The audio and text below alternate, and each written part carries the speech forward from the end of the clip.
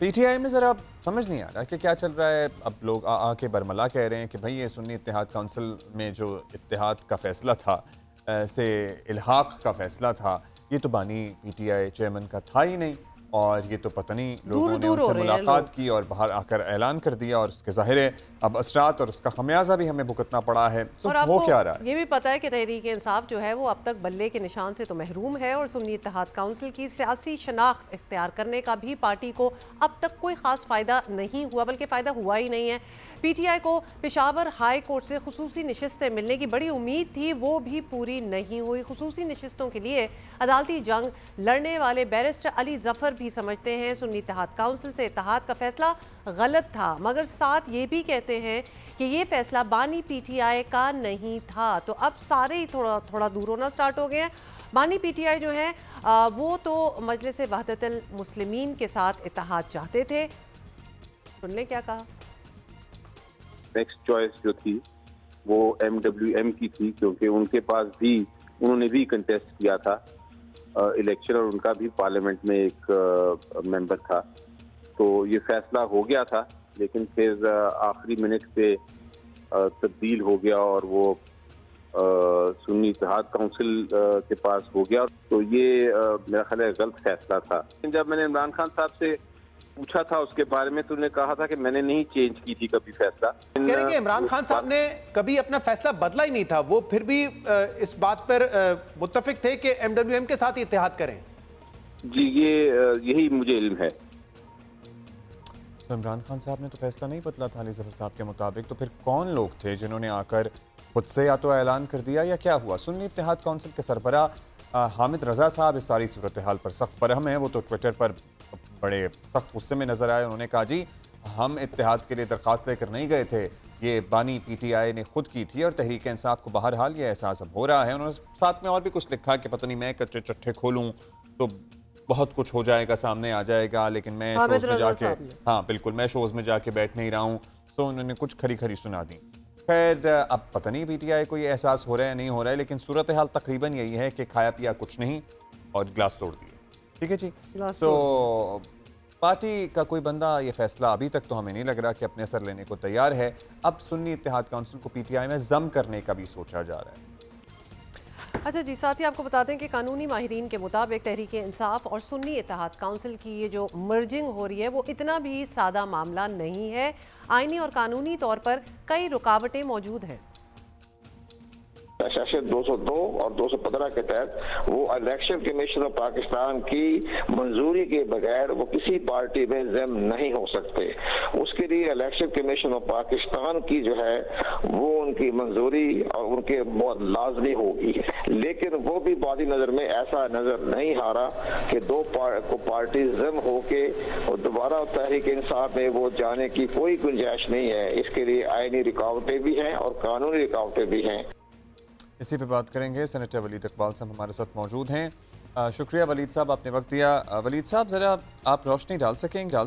अब ये जो बयानात आ रहे हैं कि ये तो बानी पीटीआई चेयरमैन का फैसला ही नहीं था, सुन्नी इत्तेहाद काउंसिल वाला, वो तो मजलिस वहदत मुस्लिमीन के साथ इत्तेहाद करना चाहते थे, फिर ये कैसे तब्दीली आई? और बाहर आकर जो कहा जा रहा है कि कुछ लोगों ने सॉर्ट ऑफ अपने तय या मुख्तसर मुलाकात के बाद ऐलान कर दिया, ये सारा कुछ कैसे हुआ?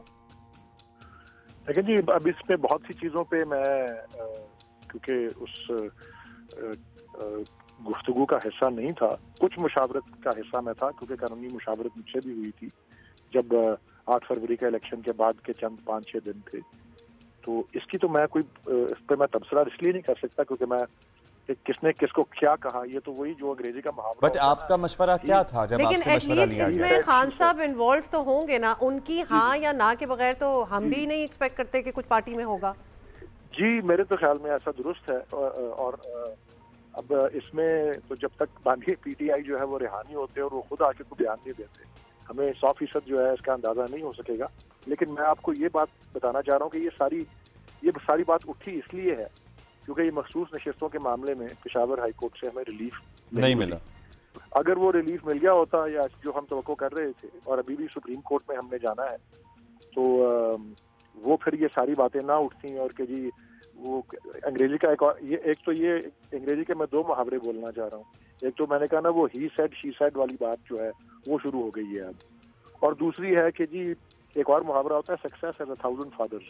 जी बिल्कुल। लेकिन जब नाकामी का सामना हो तो अब ये अगर कामयाब हो जाते पेशावर हाईकोर्ट में तो ये सारी गुफ्तगू आपका मशवरा क्या था जब आपसे मशवरा लिया जा रहा था कानूनी कि भाई MWM है, ईरानी ग्रुप है, सुन्नी इत्तेहाद काउंसिल है, सारों की सूरत हाल आपके सामने थी, सुन्नी इत्तेहाद काउंसिल ने कोई इलेक्शन में कोई कंटेस्टेंट ही नहीं खड़ा किया था, कोई सीट नहीं थी, आपने क्या मशवरा दिया था? नहीं जी, मैं असल में एक कानून की एक असूल होता है जिसको कहते हैं अटर्नी क्लाइंट प्रिविलेज।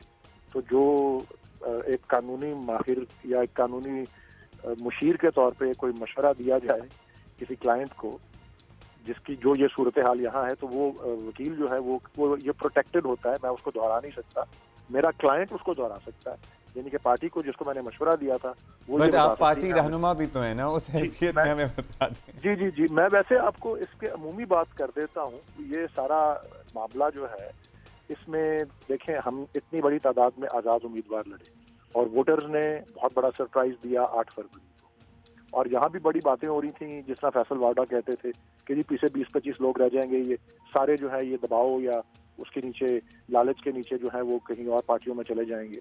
तो इसके दो मकासद थे किसी भी पार्टी को ज्वाइन करना। एक तो ये कि वो एक डिसिप्लिन के पाबंद हो जाते हैं जब आप एक पार्टी को ज्वाइन कर लेते हैं, और आर्टिकल 63A जो फ्लोर क्रॉसिंग का होता है उसकी जद में आ जाते हैं, और दूसरा मखसूस नशिस्तें हासिल करने के लिए। तो ये दोनों तो मामले थे।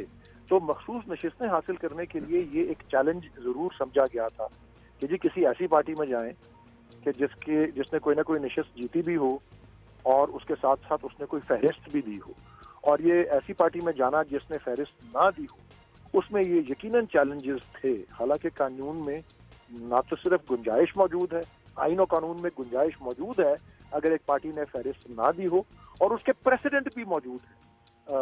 एक जो 2019 वाला बैप पार्टी वाला है, और उसके अलावा फिर लाहौर हाई कोर्ट का एक फैसला भी था डिवीजन बेंच का 2018। बट यहाँ पे लिस्ट भी नहीं थी, सीट और यहाँ लिस्ट भी नहीं थी, और फिर इवेंचुअली वलीद साहब ये भी देखा कि फायदा जो एक्सपेक्ट किया जा रहा था मखसूस नशिस्तों वाला वो तो हुआ नहीं, और वो अभी फिलहाल तो नजर भी नहीं आ रहा वो होते हुए। अब ये बातें हो रही हैं कि सुन्नी इत्तेहाद काउंसिल को PTI में जम करने का भी सोचा जा रहा है। ये तो मतलब गले में पड़ जाने वाली बात है कि फायदा कुछ हुआ नहीं। जम करने वाली बात पे मैं बाद में आता हूँ, लेकिन ये मैं फिर भी मैं इसको पिछले वाली बात को मुकम्मल करने के लिए मैं ये आपको अर्ज करना चाह रहा हूँ कि इस बात में यकीनन चैलेंजेस थे और हैं कि फहरिस्त नहीं दी हो किसी पार्टी ने तो उस पार्टी में जाने के चैलेंजेस हैं। लेकिन मैंने आपको बताया ना कि उसकी क्योंकि गुंजाइश मौजूद थी कानून में भी और पिछली मिसालें भी मौजूद थी, इसलिए मैं उसको कानूनी और आईनी तौर पे गलत फैसला नहीं करूंगा। चांस ये ठीक लिया, और इसीलिए मैं तवक्को करूंगा कि हो सकता है सुप्रीम कोर्ट जो है वो पेशावर हाई कोर्ट से इत्तेफाक ना करे और ना ही इलेक्शन कमीशन से इत्तेफाक करे और हमारी पोजीशन को आप होल्ड कर दे। और उसमें जो सबसे मजबूत हमारे पास आर्गुमेंट है वो ये है कि किसी पार्टी को, ये मैं आपकी इस मॉर्निंग शो में मैं मिसाल भी दे चुका हूँ, किसी पार्टी को जो जितनी उसने जनरल सीट्स जीती हों उसकी मुतनासिब जो हवाले से ज्यादा मखसूस नशिस्तें दी ही नहीं जा सकती। तो वो भी इस इलेक्शन कमीशन के फैसले का एक हिस्सा है जिससे इलेक्शन कमीशन के एक रुकन ने भी इख्तलाफ जो है वो किया था। इसलिए मैं पार्टी के फैसले के साथ खड़ा हूँ जब तक कि मुझे कोई राह रास्ते इंफॉर्मेशन नहीं मिलती। पर पार्टी का फैसला जब होता है ना तो हमें समझ नहीं आता। शेर अफजल मरवत साहब कुछ और बात करते हैं, बैरिस्टर गौहर कुछ और बात करते हैं, अली जफर साहब का एक थोड़ा सा और मौक़िफ़ सामने आता है। तो आप किसके फैसले के साथ खड़े हैं? जी मैं आपको बता देता हूँ जी कि मैं इन सारों पे मैं सब हजरात का, अली जफर तो मेरे पार्लिमानी लीडर भी रहे हैं सेनेट में और बड़े भाइयों की तरह हैं, मेरे ज़ाती ताल्लुकात उनसे बहुत पुराने फैमिली के और सब सियासत से भी पहले के। लेकिन जहाँ तक पार्टी के डिसिप्लिन का और उसके मामलात का ताल्लुक है, मैं जो पार्टी के चेयरमैन हैं इस वक्त वो है बैरिस्टर गौहर, मैं उनके मौक़िफ़ की तायीद करूंगा।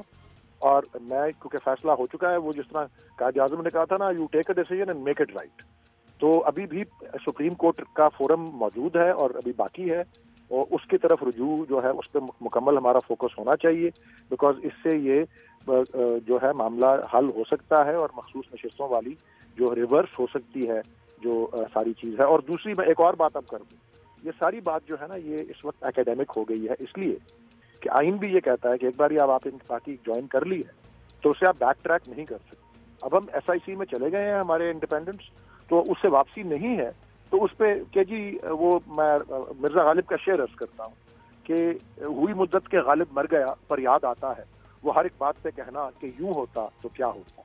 अब वो MWM की होती या शिरानी ग्रुप किया होता, वो अब सारी बायगॉन। इसलिए जो अब है फैसला उस पर कायम, एक तो डिसिप्लिन जो है वो हमारी पार्टी का 63A हमारे इंडिपेंडेंट कैंडिडेट नहीं रहे, उन पर लागू रहेगा, तो ये एक फायदा तो है ही एक पार्टी में जाने का। और मखसूस नशिस्तों के लिए हम फाइट करेंगे until the end, until the supreme court decides. और जब तक कि मुझे बराह रास्त ना पता लगे कि चेयरमैन, बानी चेयरमैन ने क्या कहा था, मैं जो मौजूदा चेयरमैन है बैरिस्टर गौहर, उनके मौक़िफ़ के साथ खड़ा रहूँ।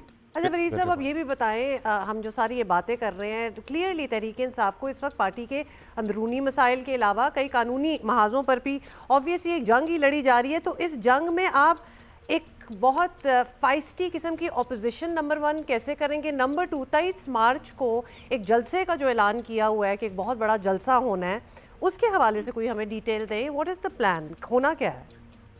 देखिए जी, ये बातें जो हैं, ये कानून और आइन की और अदालतों की बातें, ये तो बड़ी एक स्ट्रक्चर्ड सी चीज़ें होती हैं जो कि कानून, आइन और वकला के फोकस का हिस्सा होती हैं।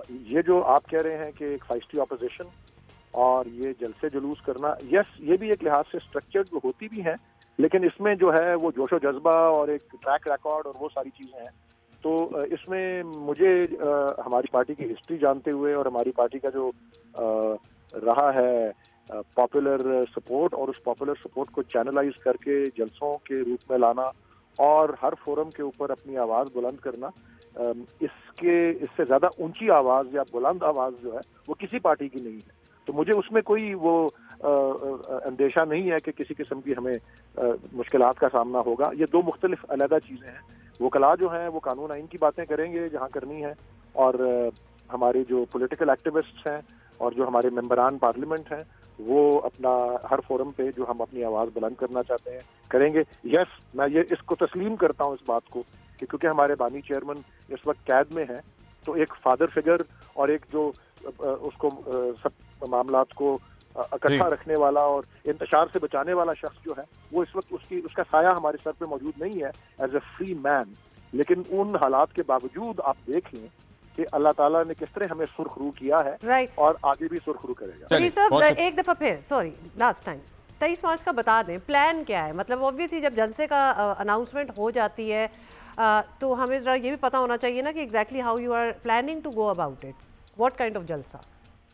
देखिए जी, जलसा इस वक्त 23 मार्च के ख़ास तौर पे जो सिंबॉलिक अहमियत है वो एक जमहूरी जद्दोजहद के नतीजे में वो एक जमहूरी और वो एक बहुत बड़ी कामयाबी मीनारे पाकिस्तान पे होगा किधर?